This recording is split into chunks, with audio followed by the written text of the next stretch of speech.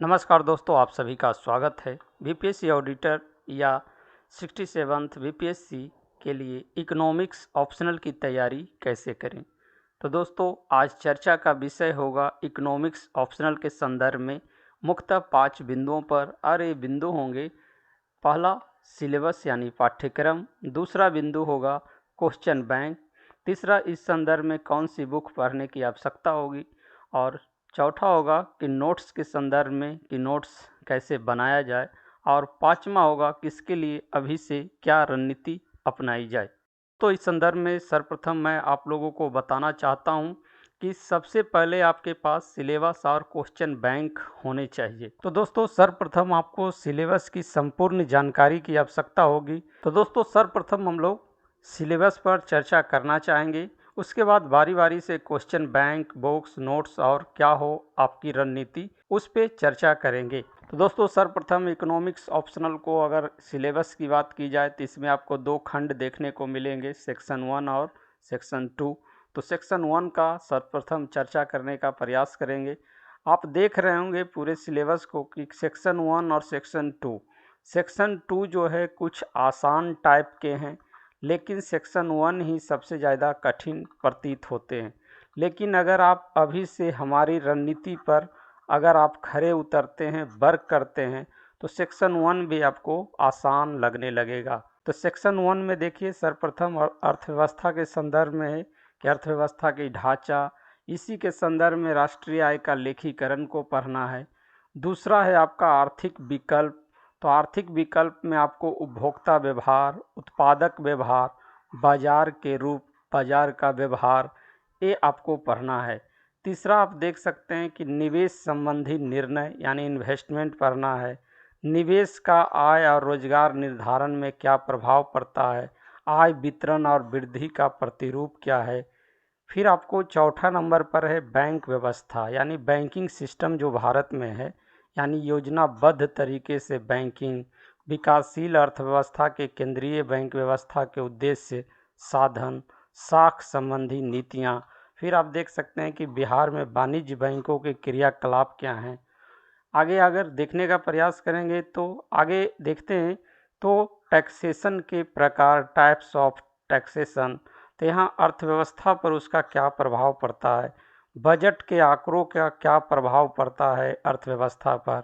फिर योजनाबद्ध विकासशील अर्थव्यवस्था के बजटीय और राजकोषीय नीति के उद्देश्य क्या हैं, साधन क्या हैं, तो ये आपको पढ़ना है। फिर है अंतर्राष्ट्रीय व्यापार के संदर्भ में विनिमय दर, अदायगी शोध, अंतरा अंतरा अंतर्राष्ट्रीय मुद्रा बैंक संस्थान। यहाँ पर देखेंगे आप तो IMF और वर्ल्ड बैंक, यहाँ पर वर्ल्ड बैंक और IMF से 2 क्वेश्चन हैं। और यहाँ पर देखेंगे कि IMF और वर्ल्ड बैंक 2 टॉपिक हैं, इनके क्या कार्य हैं, इनके क्या उद्देश्य हैं, ये अपने उद्देश्य में कहाँ तक सफल रहे हैं, ये सभी पढ़ने की आवश्यकता होगी। तो ये 6 टॉपिक आपको क्या है कि सेक्शन 1 में पढ़ना है। लेकिन ये 6 टॉपिक इतने आसान नहीं हैं जितने आप आसान समझ रहे हैं। फिर हम लोग देखने का प्रयास करेंगे खंड 2 यानी सेक्शन 2। तो सेक्शन 2 पूरी तरह से आप देख सकते हैं कि बीपीएससी मेंस जो जीएस सेक्शन है वो इसी पे आधारित है। यानी अगर आप सेक्शन 2 की तैयारी बेहतर ढंग से करते हैं तो आपका जीएस सेकेंड पेपर की तैयारी भी इकोनॉमिक्स खंड की आसानी से हो जाएगी। तो यहाँ देखिए, भारतीय अर्थव्यवस्था पढ़ना है, भारतीय अर्थनीति के निदेशक सिद्धांत, योजनाबद्ध वृद्धि, वितरण न्याय, गरीबी का उन्मूलन, संस्थागत ढांचा यानी संघीय शासन संरचना, फिर कृषि औद्योगिक क्षेत्र, सार्वजनिक और निजी क्षेत्र, राष्ट्रीय आय, उसका क्षेत्रीय वितरण, गरीबी कहाँ कहाँ और कितनी है, इस संदर्भ में पढ़ना है। दूसरा है कृषि उत्पादन से संबंधित यानी कृषि नीति क्या है, भूमि सुधार, प्रौद्योगिकीय परिवर्तन यानी टेक्नोलॉजी में जो चेंजिंग आ रही है, औद्योगिक क्षेत्र के साथ इनका कृषि का क्या संबंध है। तीसरा टॉपिक है औद्योगिक उत्पादन। तो यहाँ औद्योगिक नीति, सार्वजनिक और निजी क्षेत्रीय वितरण, एकाधिकार प्रथा, नियंत्रण और एकाधिकार। चौथा अगर देखेंगे तो कृषि उत्पादों और औद्योगिक उत्पादों के संदर्भ में मूल्य निर्धारण संबंधी नीतियां, अधिप्राप्ति, सार्वजनिक वितरण। पाँचवा नंबर है बजट, तो बजट की क्या प्रवृत्तियां रही हैं, राजकोषीय वितरण बजट के संदर्भ में पढ़ना है। 6 नंबर में देखेंगे तो मुद्रा और साख प्रवृत्तियां और नीति, यानी बैंकिंग व्यवस्था भारत में, अन्य वित्तीय संस्थाएं, इस संदर्भ में। 7वां विदेशी व्यापार और अदायगी कोष। 8वां नंबर देखेंगे तो भारतीय योजना का उद्देश्य क्या है, व्यूह रचना क्या है, अनुभव और समस्याएं क्या हैं। और 9 नंबर जो टॉपिक हैं वो बिहार से संबंधित है, बिहार की अर्थव्यवस्था से संबंधित। तो यहाँ आपको कृषि एवं उद्योग के सापेक्षिक स्थान के बारे में, आर्थिक विकास के मार्ग में रुकावटें कैसी है, गरीबी एवं बेरोजगारी, भूमि सुधार की प्रगति, यानी बिहार स्पेशल इकोनॉमिक्स यहाँ पढ़ने की आवश्यकता आपको पड़ेगी। ये आपका संपूर्ण सिलेबस है। तो सर्वप्रथम आपको सिलेबस को ध्यान में रखने की आवश्यकता है। अगर आप सिलेबस ध्यान में नहीं रखते हैं तो फिर आपकी रणनीति जो है सही नहीं होगी।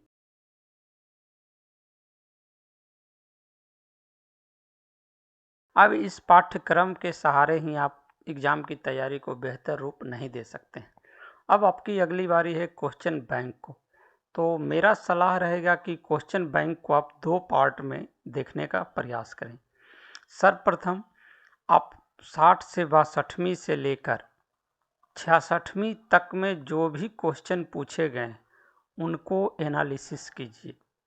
यानी क्यों ऐसा बोला जा रहा है, तो देखिएगा कि आपका जो पैटर्न है वो एग्ज़ाम का पैटर्न 60 से 62वीं से 66वीं से जो चेंजिंग देखने को मिल रहा है वही सेम पैटर्न पे आपकी एग्ज़ाम होगी। तो 60 से 62 से लेकर 66वीं तक में जो भी प्रश्न पूछे गए हैं उसका आपको एनालिसिस करना है। किस तरह से एनालिसिस करना है तो मैं आपको कुछ झलक दिखलाता हूँ, और ऐसे मैं आपको ये PDF भी आप अब क्या है कि बुक को सीधे खरीदने के लिए आप लोग चले मत जाइएगा।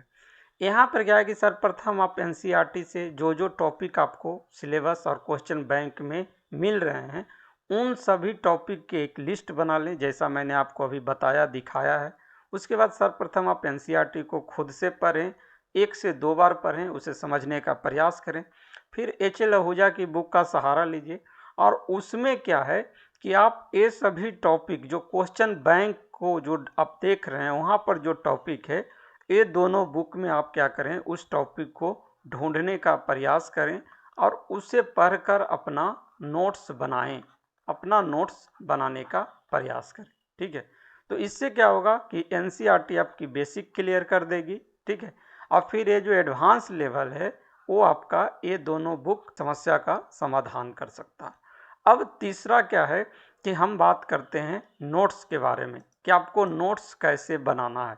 ठीक है, तो चलिए देखते हैं। मार्केट में जो भी नोट्स हैं सभी बेसिक प्रकृति के नोट्स हैं, और बेसिक प्रकृति के नोट्स हैं वो आपके क्वेश्चन बैंक के अनुसार, आपके सिलेबस के अनुसार नोट्स क्या हैं कि सिर्फ बेसिक टॉपिक को कवर किया गया, जबकि जो क्वेश्चन उसके आधार पर पूछा गया है वो कवर नहीं किया जा रहा। यानी ये जो नोट्स मार्केट में बिक रहे हैं वो आपके लिए बिल्कुल कोई काम के नहीं है, लेकिन फिर भी नोट्स का व्यापार है।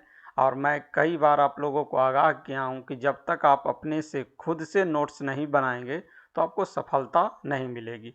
तो देखिए नोट्स के संदर्भ में क्या है कि सर्वप्रथम जो भी आप पढ़ें तो उसका क्या है अपना नोट्स बनाएं।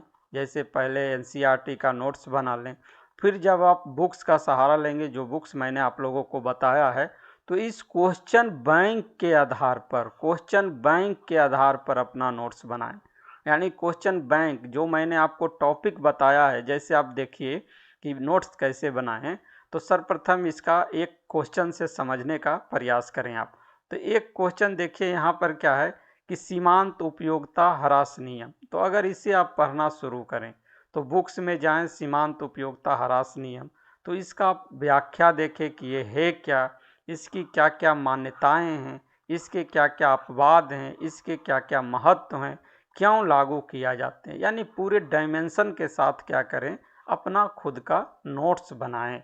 इसी तरह से जो भी टॉपिक आपको दिया गया है, जैसे विदेशी विनिमय, तो विदेशी विनिमय क्या है, इनके महत्वपूर्ण सिद्धांत क्या हैं, तो देख सकते हैं पोर्टफोलियो संतुलन अवधारणा, विनिमय का भुगतान संतुलन सिद्धांत, क्रय शक्ति समता सिद्धांत। तो खुद का अपना क्या करें, नोट्स बनाएं।